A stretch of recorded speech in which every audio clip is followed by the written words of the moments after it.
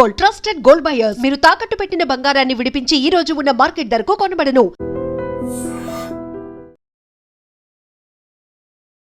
ఎంత భారీ budget movie అయినా కొన్ని గంటల్లోనే హెచ్డి ప్రింట్తో పైరసీ చేసి కొన్ని వెబ్సైట్లో పోస్ట్ చేయటం ఐబొమ్మ చేసిన నిర్వాకం. ఇప్పటికే హైదరాబాద్ పోలీసులు ఐబొమ్మపై పూర్తి స్థాయిలో ఫోకస్ పెట్టారు. అనేక మంది నిర్మాతలు కూడా ఇచ్చినటువంటి కంప్లైంట్ ఆధారం చేసుకుని గత 6 నెలలుగా సెర్చ్ చేసినటువంటి పోలీసులకు ఎట్టకేలకు విదేశాల నుంచి వచ్చినటువంటి ఇమంది రవి ఐబొమ్మ నిర్వాహకుడిని అదుపులోనికి తీసుకోవడం జరిగింది. ఆ తర్వాత అతన్ని అదుపులోనికి తీసుకున్న తర్వాత విచారణలో ఆయన వెనకాతలో ఉన్నటువంటి ఇంకా ఎంతమంది గ్యాంగ్ దీనికోసం పనిచేస్తున్నారు ఇవన్నీ కూడా విచారణలో కొనసాగుతున్నాయి. అయితే ఈ ఐబొమ్మ నిర్వాహకుడైనటువంటి ఇమ్మంది రవి విశాఖపట్నానికి చెందినటువంటి వ్యక్తి. ప్రస్తుతానికి వాళ్ళ నాన్నగారు ఇమంది చిన్నప్పారావు గారు మనతో పాటు ఉన్నారు. ఆయన తన కొడుకు గురించి ఏం చెప్తారు, అసలు అతని ఎడ్యుకేషన్ బ్యాక్గ్రౌండ్ ఏంటి, తను ఎందుకు ఈ టెక్నికల్గా రావడం జరిగింది, ఎక్కడి నుంచి ఇప్పటికే తన్ని ఇన్వెస్టిగేషన్ చేసినటువంటి పోలీసులకు కరేబియన్ దీవుల నుంచి తను ఐబొమ్మని మొత్తం నిర్వహణ కొనసాగిస్తున్నట్టు పెద్ద టీమే ఉన్నట్టు పోలీసులు అయితే గుర్తించారు. బట్ ప్రజెంట్ రవి వాళ్ళ నాన్నగారు మనతో పాటు ఉన్నారు. ఆయనతో ఒకసారి మాట్లాడదాం. నమస్తే సార్. సార్ మీరేం చేస్తూ ఉంటారు? నేను రిటైర్ అయిపోయానమ్మా. ఓకే, ఎక్కడండి ఎంప్లాయ్? బిఎస్ఎన్ఎల్. ఓకే, సో ఎంతమంది పిల్లలు మీకు? ఇద్దరమ్మా, ఓ బాబు పాప. ఇప్పుడు బాబు ఏం చదివాడు? డిగ్రీ వరకు చదివించానండి. పిల్లలిద్దరిని డిగ్రీ వరకు చదివించాను. ఓకే, ఇప్పుడు జాబ్ కోసమని ఎక్కడికైనా వెళ్ళాడా, లేకపోతే ఏంటి ఈ ఐ బొమ్మ అనేది మీకు తెలుసా? మీ బాబు గురించి ఇంత పెద్ద చర్చలు అవన్నీ తెలియదండి. ఈ రోజు ఉదయమే తెలిసింది నాకు. మా వాళ్ళు పేపర్లో చూసారట, టీవీలో చూసారట. వాళ్ళు మా వాళ్ళు అందరూ ఫోన్ చేసి నాకు చెప్తేనే కానీ నాకు తెలియదు. ఆ తర్వాత చూస్తే యూట్యూబ్లో వాటిలో చూస్తే వస్తున్నాయి. ఏంటి కర్మ మనకి అనుకున్నాను. ఆ తర్వాత ఇప్పుడు సాయంత్రం అందరూ న్యూస్ ఛానల్ వాళ్ళు అందరూ వచ్చారు. వాళ్ళు అడిగిన దానికి ఏదో మన సమాధానం చెప్పాం. మనకు తెలిసింది వాళ్ళు ఏదో అడిగారు, మనకు తెలిసింది మనం చెప్పాం అంతే. అంటే తను జాబ్ పర్పస్కి ఊరు వెళ్ళాడా, లేకపోతే ఇక్కడ ఉండే మీకు దగ్గర? లేదండి, జాబ్ ఏం గవర్నమెంట్ జాబ్ ఏం కాదు, ప్రైవేట్గా ఏదో వర్క్ నేర్చుకుంటూ వాళ్ళ ఫ్రెండ్స్ని ఎవరినో పట్టుకొని ఏదో వర్క్ నేర్చుకుంటూ మేము మా కొన్ని కుటుంబంలో కొన్ని సమస్యలు వచ్చాయి. సమస్యల వల్ల కొంచెం విడిపోయాము మనుషులు. ఆడు ఒక్కడ ఉండిపోయాడు, ఆకలితో కొన్నాళ్ళు ఉన్నాడు. మరి ఆడ ఉండలేక ఏదో పని చేసుకుందని వెళ్ళిపోయి ఏదో వర్క్ చేసుకొని కొన్నాళ్ళ పాటు అంతా అక్కడ కూడా ఆకలితో ఉండి వర్క్ నేర్చుకొని ఆడు కష్టపడి స్వయంగా బయటికి వచ్చాడు.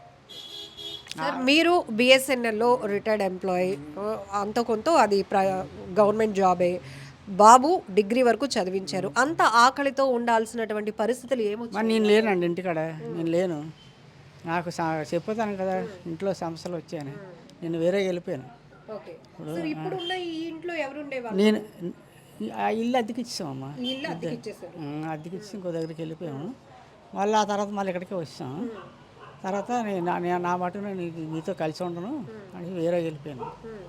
వేరే వెళ్ళిపోతే ఇంకా అందరూ ఎవరి మట్టుకు విడివిడిగా అయిపోయాం. నలుగురు అయిపోయేసరికి ఆడు మనసు తిరిగి ఆడు ఆకలితో ఎన్నాళ్ళు ఉంటాడు. ఆడేదో ఆడి దారి ఏదో ఎత్తుక్కున్నాడు. ఆకలితో ఉండడం అంటే అనేక పనులు చేసుకొని బ్రతకొచ్చు, జీతం వస్తుంది, అవన్నీ మరి మనం ఉండి కష్టపడలేడు, కూలి చేసుకోలేడు, చదువుకున్నాడు కదా కుర్రాడు. మరి మనమా ఉద్యోగాలు ఇప్పించలేము. మా డిపార్ట్మెంట్లో చనిపోయిన వాళ్ళకి ఇచ్చారు, అప్పుడు ఆ చనిపోయినా ఇవ్వటం లేదు.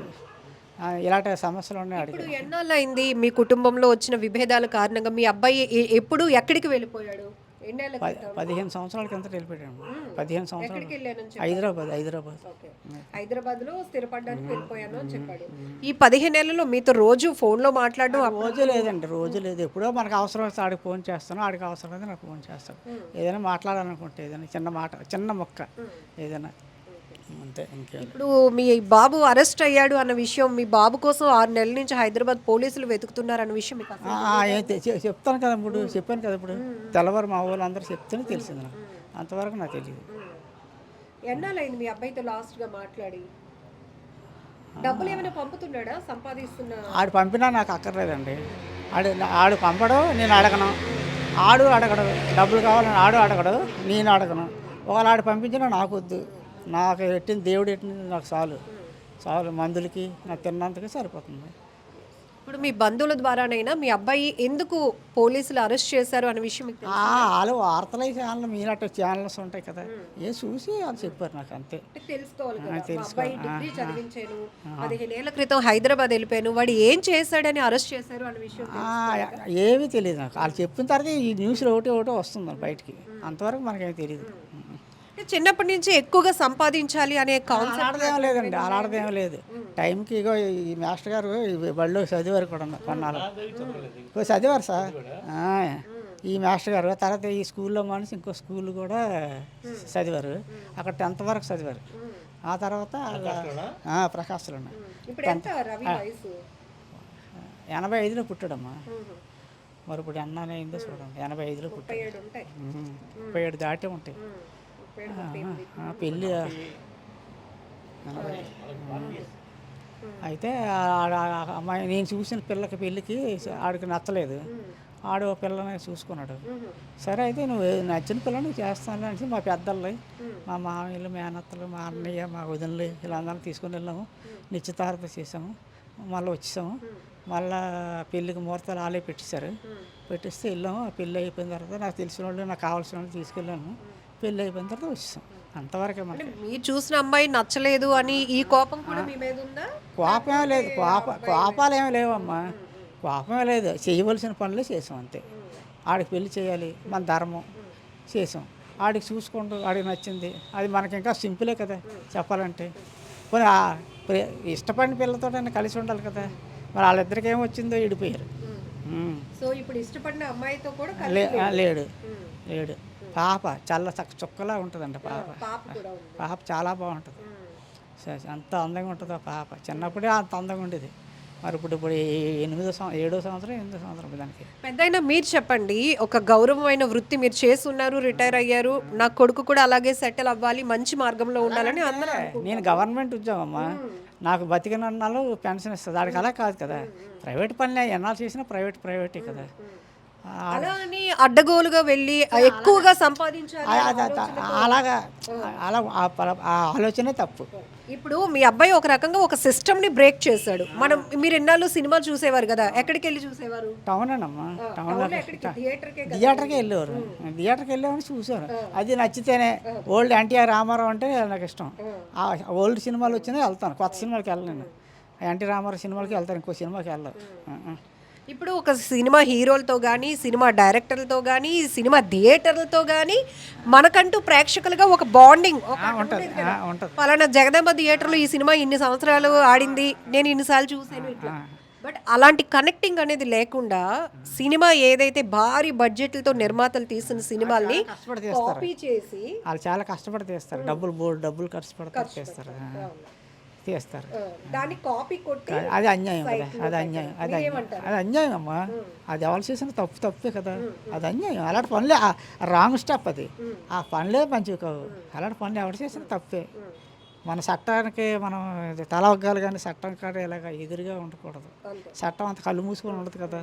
మనం ఏం పని చేసినా చట్టానికి అనుకుగా ఉండాలి.